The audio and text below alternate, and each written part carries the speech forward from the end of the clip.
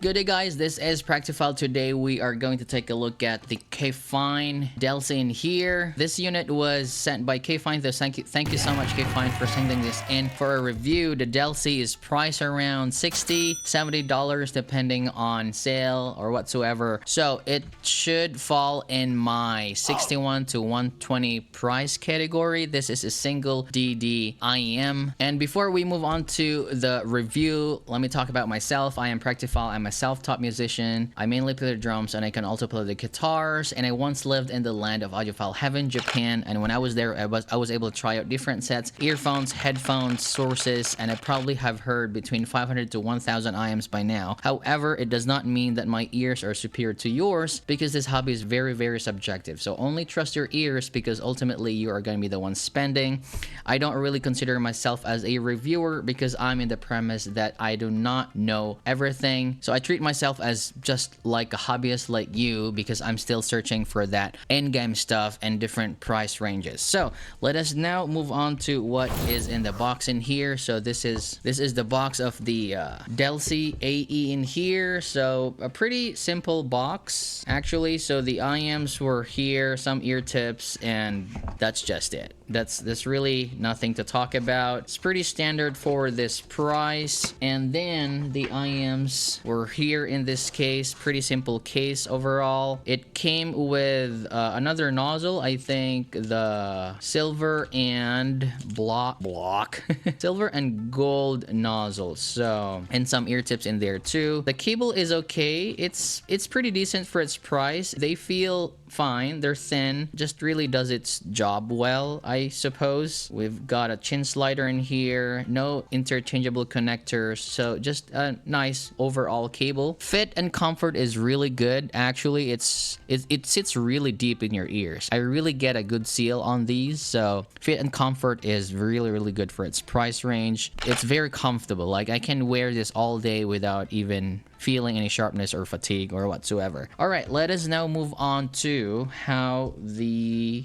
graph, and let's sniff a little bit of the graphs in here. Oops, that's the VSonic in there. But Delci, I know there is the regular Delci, but I have the AE anyway. So this is what they graph in here. That's the silver there, and the gold is a little more, you know, treble energy in there, a little more peaky. But I tested this just with the silver nozzle, so the graph is there. And let me overlay my balance target. Balance target is there. So what can I infer from the graphs? This looks like a balance sound, probably mildly V because of this elevation in here and the upper mids to lower treble. Some peak in there past 10K. So yeah, looking at the graph, well, let me just normalize that to 500. So as you can see, yeah, it's kind of like a mild V to a full V depending on how you fit them. So, but how do they actually sound in situ or in listening?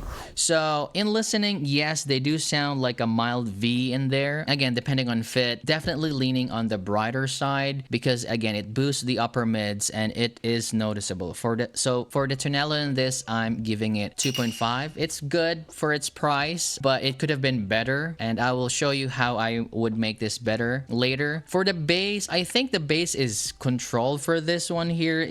I think the bass is well controlled for how it's graphed. So they may look a lot on graphs, but they actually sound tighter when listening. So I was surprised about that. I was surprised because it has enough tightness for my preference. The boost on the bass might actually be deliberate to compensate for that forwardness in the upper mids and treble. So for the bass on this, I'm giving it 2.5. The mids may sound natural, but the upper mids boost is a little bit too much for me, so I find myself lowering the volume just so that it's not too intense. They're not peaky per se, but they're just really intense. The presence is good. It extracts details. They're not really changing the timbre. It doesn't really reach that threshold of changing the timbre. But when EQ is applied, they actually sound smoother and better. But just stock, I'd probably give the mids on this at 2. For the treble, they sound okay. I mean, again, as I've mentioned, the cymbals still sound okay. Instruments sounded okay. I didn't really hear any timbre inaccuracies. Detail retrieval is also very good, but again, they can be intense sounding. So for the treble in this, I'm just giving it 2.5. And lastly, for the technicalities, because of that boost in the upper mids to lower treble, you get a lot of details.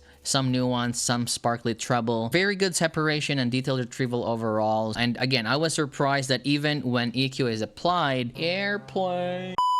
Hello, I am Mashu. If you like my honors video, like and subscribe. So even if when EQ is applied, they still actually sound great. Even they still sound great, it still extract detail. So I'm a little bit surprised about that. And so yeah, for the technicalities on this, I'm giving it 2.5, and that's an overall score of 12. And 12 for me is a minus. So how do I make this better? It is easy. So what I did with the EQ is, let me just remove a balance target in there. I just went to target 8,000 minus gain of, say for example, 4 and a Q value of 1. And yeah, you see there that, you know, that energy in there is now a little bit smoother. So this actually sounds better, and I can actually listen to this more compared to stock. But I'm not saying this IEM is bad at all. It is actually very good for its price still, especially considering when it's on sale. But I just feel like there are better sets around this price range if you want to pay more. Like for example, the Duno Kima 2 or the Hexa or even the SimGot EG280. So a little bit of comparisons in here. So in this price range, let me see, a comparison to the Duno Kima 2 in there, you see that the Duno Kima 2 has a much relaxed gain in there, so you can listen to the Kima 2 more. The Kima 2 sounds more natural for me. Yeah, I do think that the Kima 2 is much better. It is a much better IEM, but again, you pay probably almost twice the price as well. Another one in this price range would probably be, let's say, the EW300 by SimGot. Let's see there if it's comparable.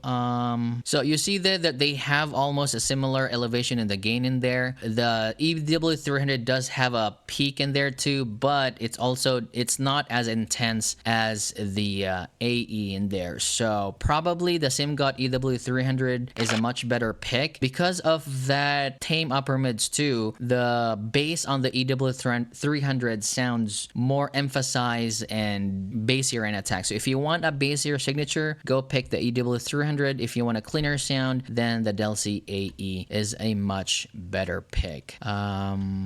So yeah, I guess that is it for my review on the Delci AE, guys. I do think this is a good IEM still, but yeah, you have to know your preferences. If you are sensitive to upper mids to lower treble, then definitely you have to EQ this one in here. It's not particularly bad, but you know, some people might like it, some people might not. It's definitely technical for its price. So yeah, if you find my videos helpful and you're enjoying it, consider liking and subscribing. Thank you also to my channel members, Adam, Mr. Kinturi, Perfect DPS, Marie Audiochick, Jesh, Stammy, Gian, Jplop, Poppinator. Thank you so much, guys. See you next time. Have a great day. Bye for now.